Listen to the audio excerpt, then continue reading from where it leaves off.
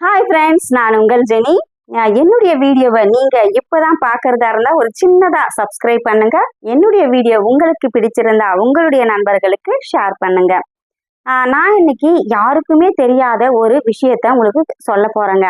அது என்ன அப்படின்னா, 94 வயதை நிரம்பிய ஒரு முதியவர் ஒரு வீட்டில் வாடகைக்கு வசித்து வந்தாருங்க.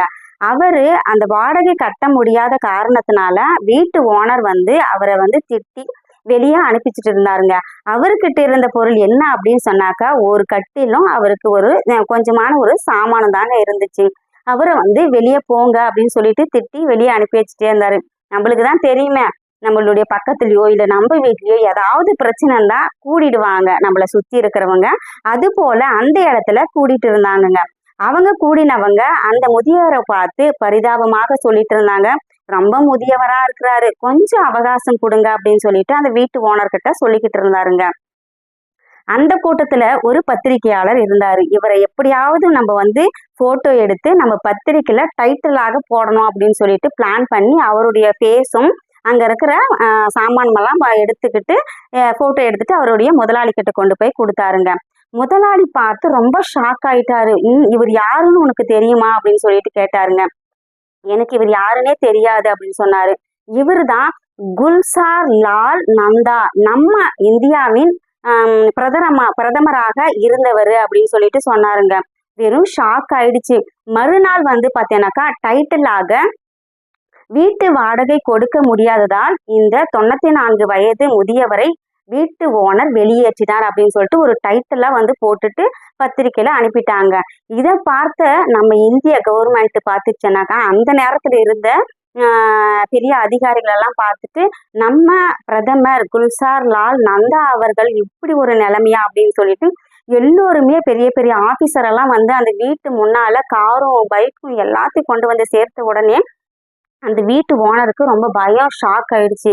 இவர் யாரு, ஏன் இவங்க எல்லாம் வந்திருக்காங்க அப்படின்னு சொன்ன உடனே இவர் தாங்க நம்மளுடைய முன்னாள் பிரதமராக இருந்தவர் அப்படின்னு சொல்லிட்டு சொன்னாருங்க. அப்ப அங்க வந்திருக்கிற அதிகாரி எல்லாம் சொன்னாங்க, நீங்க ஏங்க இப்படி இருக்கிறீங்க, நீங்க இருக்கிறீங்க சார், நம்ம கவர்மெண்ட் கொடுக்குற சலுகையில நீங்க நிம்மதியா இருக்கலாமே அப்படின்னு சொல்லிட்டு சொன்னும்போது, அப்போ அவர் சொன்ன வார்த்தை, இந்த வயசுல எனக்கு எதுக்கு அந்த சொகுசு எல்லாமே, எனக்கு எதுவுமே வேண்டாம் அப்படின்னு சொல்லிட்டு நிராகரிச்சுட்டாருங்க. இந்த வயசுலயும் அவருடைய நேர்மையும் அவருடைய உண்மையும் தாங்க அந்த இடத்துல புலப்படுது. ஒரு தலைமை பண்புக்கு இவரே ஒரு உதாரணமாக இருந்திருக்கிறாருங்க. அவரு வாழ்ந்த இந்த மண்ணுல நம்ம இருக்கிறோமே அப்படின்னு சொல்லிட்டு நான் ரொம்ப பெருமையா படுறேன். நீங்களும் அதே நம்புவீங்க அப்படின்னு சொல்லிட்டு பெருமைப்படுவீங்கன்னு சொல்லிட்டு நான் நம்புறேங்க. அவருடைய சிறப்பு என்ன அப்படின்னு சொன்னாக்கா, 1986 பார்த்தீங்கன்னாக்கா இவர் நம்ம ஜவஹர்லால் நேரு இறந்த பிறகு இவர் பிரதமராக பொறுப்பேற்றாரு.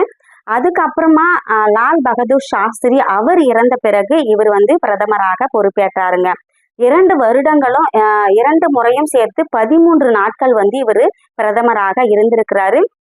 அதை தவிர்த்து இவர் மிகப்பெரிய விருதான பாரத ரத்னா விருதையும் இவர் வாங்கியிருக்கிறாரு. நம்ம காந்தியடிகளோட வழியில இவர் இருந்ததுனால அவருக்கு பாரத ரத்னா விருது வழங்கி அவர் பெருமைப்படுத்தியிருக்காங்கங்க. இவர் தான் நம்மளுடைய குல்சார் லால் நந்தா பிரதமர் ஆகிய இவருடைய சிறப்பு.